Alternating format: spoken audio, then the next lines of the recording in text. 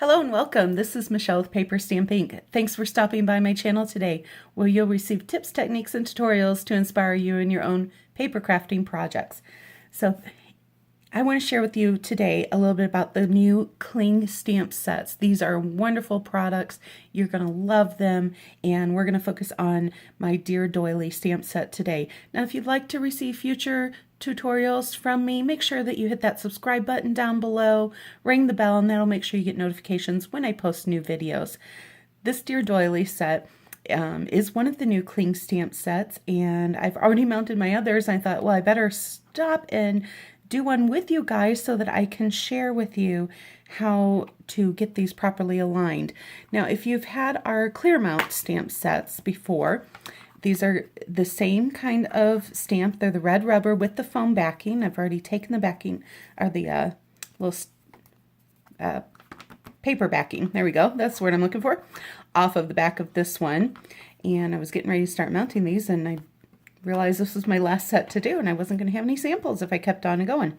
So the difference in these is these stickers that they have now with the cling stamp sets are super sticky. So no more possibility of those falling off of your stamping blocks when you're stamping. So what you want to do though is you do want to be careful with these because they are super sticky. You want to take your time and get them lined up properly, because once you put them on, they're on. They're on for good. And so let's go ahead, and I'm going to start with this one, and you'll find on your backing that they've got a split in the middle of the sticker. So it makes it much easier to get those up as opposed to finding the edge of those stickers. Now, what you want to do, and this one's a little bit easier than some of the others, but you're going to take your time and carefully line these up. Instead of peeling all of that off, leave the sticker on the sheet, and then you're going to come through, and like I said, I'm going to try and not get my head in here, but I do want to take my time and get that lined up right in that opening so that I get that perfectly on my stamp. And then I'm just going to peel that up, and there we have it, just wonderfully on there and centered. And you know, when you're doing your word ones or images that are not circular, of course, make sure you're paying attention before you stick them on there. And let's look at how, well, that block's a little small. Let me grab a bigger block. Let's look at how wonderful those stick. I'm not going to be able to shake that off. It's not going to come off accidentally when I'm in the middle of my stamping.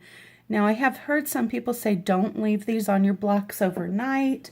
You know, I typically try to put my things away as soon as I am done with them, but if you leave them on, even if you don't, you want to be careful not to just yank these off, because you want to make sure you're getting a hold of that sticker part too when you're pulling it up, so you don't leave that off there. Now, this is where our Take a Pick tool comes in very handy. I'm going to swap this end out for the spatula end.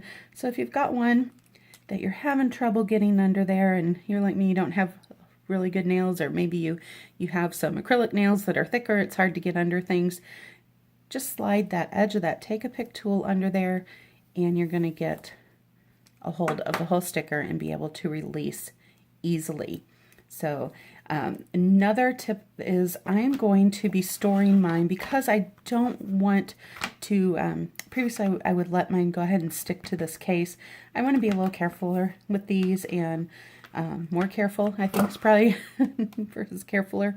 So I'm going to actually leave my excess red rubber and keep them in there with it facing up to the front of my case. So that way I'm not as likely to get that stuck accidentally onto there. So let's go ahead, we'll do one more real quick here, because it is so simple. And this one is a little bit different shaped one. If you haven't seen this set comes with a matching set of framelits, the Dear Doily. It's got some great thank you and sympathy. Says, I love these stamps. I think they're going to be wonderful for simple backgrounds when you just need a little something to put on there, but you're not sure what.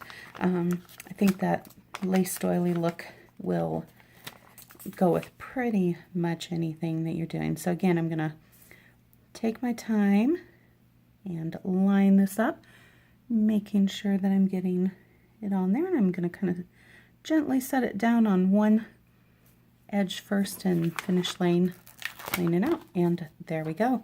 Words can't express. So just to run through this one again, got how very sorry I am for your loss, just how much you meant to me, just for you, enjoy. I love this little stamp here because sometimes I have just an empty space, or I feel like I need a little filler. Great for running a border along the bottom of your cards or the side of your cards. Fits great in a circle punch, as well as these two do, or if you've got the stitched circle dies. Those are some of my favorites that I tend to gravitate towards. These are going to be great for popping elements off of your cards as well. So I hope that you enjoyed this tip. If you did, give me a thumbs up.